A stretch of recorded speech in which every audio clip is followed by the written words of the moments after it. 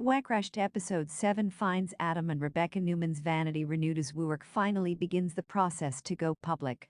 The couple at the center of it all take it upon themselves to craft out the company's introductory document, a serious affair for the rest of its investors. However, for Adam and Rebecca, co-writing the document and conveniently filling it up with their half-baked ideologies becomes a way of repairing their flagging relationship. We sense that the titular crash is imminent, so let's make sure we've picked up all the details so far. Here's a closer look at Wecrashed Episode 7. The episode opens with a short, quirky explainer by a Wall Street commentator called Scott Prof. G. Galloway about how IPOs work, followed by Adam Newman getting rejected by Google when he approaches them for funding. Everywhere the WeWork co-founder goes, he is pressured to take his company public.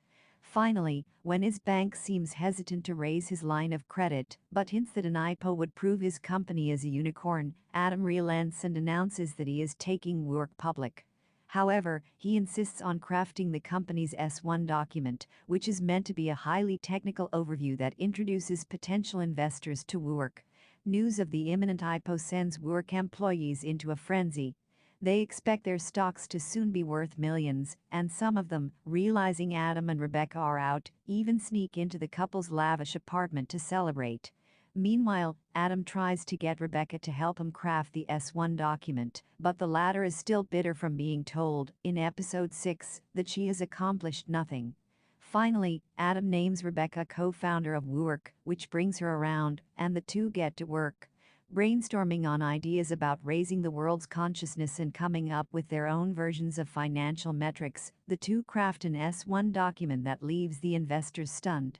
Meanwhile, Miguel goes through the document and realizes he's been heavily sidelined by Rebecca, who features much more prominently in the all-important write-up about the company. Does WeWork's S1 document become official? The board meeting to review the S1 document is an uncomfortable affair. Cameron Lautner, already a vocal critic of Adam's way of doing things, is completely appalled by the co-founder's version of the official document. However, when he brings up the subject at the meeting, Adam quells his complaints by confidently brushing him off. Unfortunately for Cameron, Bruce remains silent and doesn't protest the document, thus essentially siding with Adam and Rebecca. Episode 7 closes with the very same Wall Street commentator from the start getting a copy of the S1 document. He reads it and promptly pens a blog post about it that a Wall Street Journal reporter picks up. So, it appears that the S1 document crafted by Adam and Rebecca during their fantasy-fueled afternoon in the office is now doing the rounds and is out in public.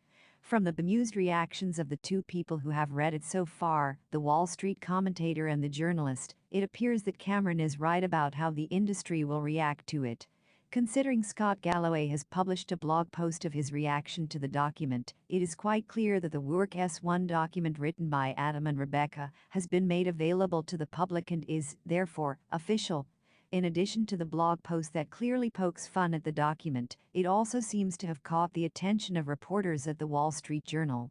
Thus, the S1 document going public could lead to the damning news article that is referenced in the opening episode of Wecrashed. What is WeWork's valuation for the IPO? The episode opens with Adam as a pariah in Silicon Valley, unsuccessfully looking for investors in an attempt to avoid taking his company public. However, when he finally decides to go public, the WeWork co-founder and CEO once again becomes the talk of the town, and there are wild speculations about the valuation of his company. Keep in mind that previous investments by SoftBank have already inflated WeWork's valuation to $47 billion. After the final round of negotiations with the head of JPMorgan Chase, Adam closes the valuation of his company at an eye-watering $63 billion. He also adds a customary 18 cents to the figure, a callback to when WeWork's first investor adds 18 cents to his offer as a sign of luck. Of course, the fact that the early investor is a cheat and doesn't come through with the money also hints at Adam's own self-serving and questionable spending habits, which are now likely going to become public knowledge.